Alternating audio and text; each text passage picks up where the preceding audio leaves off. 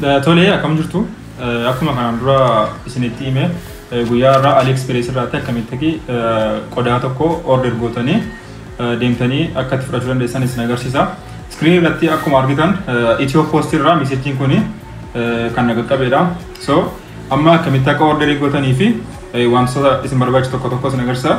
Jalqaba irratti appilikeeshinii ALIEXPRESS jedhu Play Store keessa seenuudhaan buusuu dandeessu. Ankalatti maanii ALIEXPRESS silkii kiyya irratti download godhee waan jiruuf kallattii waan isin agarsiisa. Isin Play Store keessa seentanii buufattanii ana faanatti fuftu jechuudha. Fakkeenyaaf jalqaba irratti kaardii isin barbaachisa. Kaardii immoo salphaatti Bybit appii KYC verify gochuudhaan argachuu dandeessu.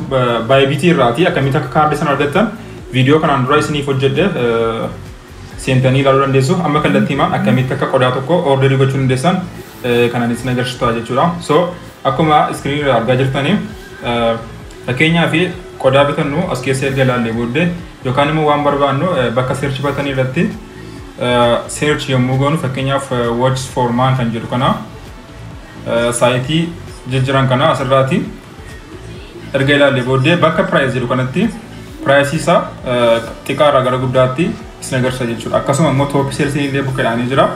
Top sales yoo barbaadanis kallattiidhaan kunoo qodaa yeroo ammaa kana baay'inaan bitamaa jiranidha. Inni kuni haala kana argattu. Fakkeenyaaf price gootanii price erga gootanii booddee kan ta'amu free shipping kan jedhu jira. Free shipping jechuun qodaa sanaa fi kaffaltii kan biraa kaffaltii qodaa sanaa malee kaffaltii kan biraa kan isin hin gaafanne jechuudha. Fakkeenyaaf sa'aatii kana bituu yoo barbaade sa'aatiin kun free shippingidha.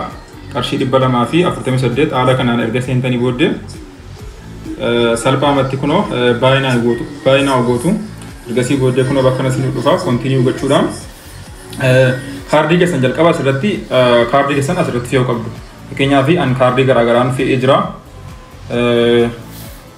Kunoo isinii kaardii keessan asirratti gochuu qabdu jechuudha. Akkasuma akkaawuntii keessan gaafa bantan maqaa keessanii fi adreesii keessan akkasuma lakkoofsa saanduqa poostaa guutuu qabdu. Fakkeenyaaf yoo Finfinnee kan jiraattan ta'e Addis Ababa jechuudhaan lakkoofsa poostaa lakkoofsa 1000 gootu jechuudha.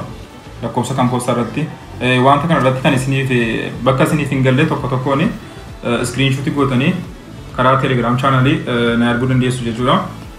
Maybe namoota isa lakkisu tokko tokkoo fi keessaan isiniif sirreessa. So haala kanaan jechuudha. Bakka chaartii jala galuudhaanii qodaa isin kanaan dura orderii gootan fakkeenyaaf haala kanaan isiniif fida. Kun akkuma argaa jirtanii kun qodaa kanaan dura order ta'eera. Akkaawuntii jala seenuun immoo akkasuma fakkeenyaaf ship ta'uudhaa fi intaanii isaa karaa itti ilaaltan tuu ship jala yoo jiraate qodaan kun qarshii keessan kaffaltan garuu immoo ship hin taane jechuudha. Akkasuma tuu pay ni jira. Kun immoo kan orderii keessa seentanii garuu immoo tuu kaffaltii sana raawwatin dhiyeessan jechuudha. Ship kan jedhu ni jira.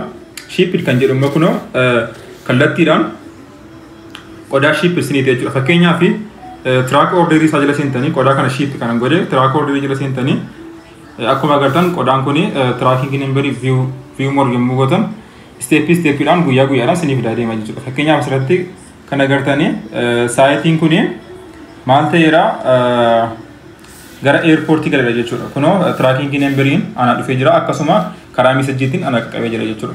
So isinii meeshajii keessan kana qabachuudhaani SMS poostaa irraa isiniif galee qabachuudhaani mana poostaa deemtu jechuudha. Ergasii booddee achi deemtanii qaamaan fudhachuu dandeessu. Steeppii ittiin mana poostaa deemtanii akkamitti akka fudhattanii viidiyoo kan biraadhaan kan isin agarsiisa. So amma isin kan isin gochuu qabdanii kallattiidhaan Bybit kaardii verify gochuudhaan yookiin immoo kan nama verify ta'e tokko fayyadamuudhaan qodaa barbaaddan orderii gochuu dandeessu jechuudha. So waan isirra keessa kan biraa kallattiimaan na gaafachaa deema viidiyoo kan biraatti nan ga'u walitti deemutti bye bye.